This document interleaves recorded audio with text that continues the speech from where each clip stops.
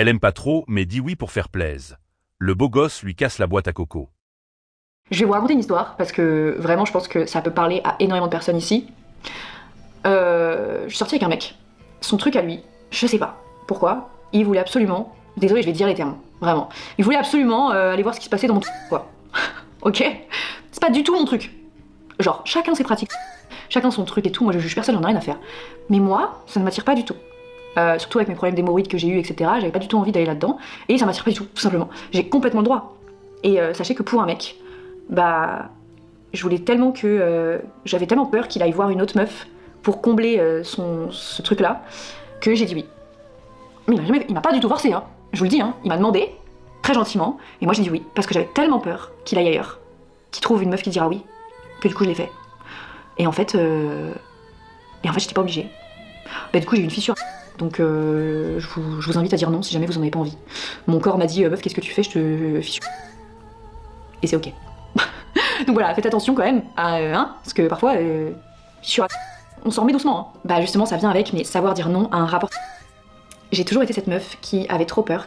Moi, j'ai pas une énorme libido dans la vie. Voilà, ça dépend, mais souvent, j'ai pas une énorme libido. Et quand je suis en couple, bah ouais, parfois j'ai pas envie, parfois j'ai envie de regarder un film, parfois j'ai envie qu'on se fasse juste un petit câlin, parfois j'ai juste envie qu'on se raconte nos journées, etc. Et ça passe pas forcément par du pour moi. Voilà, c'est pas forcément mon grand truc.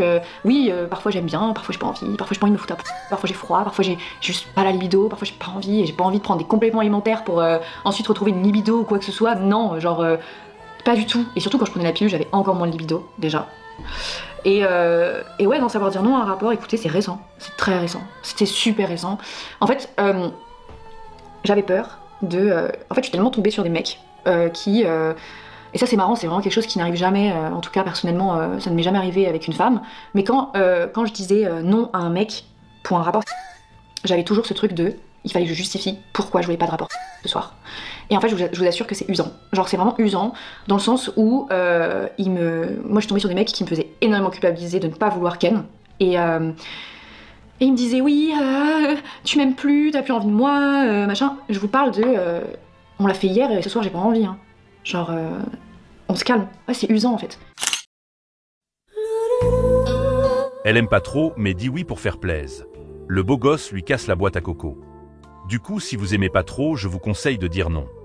App. Aïe la fissure causée par le beau gosse. À sec. Photo de la fissure postérieure ou fake.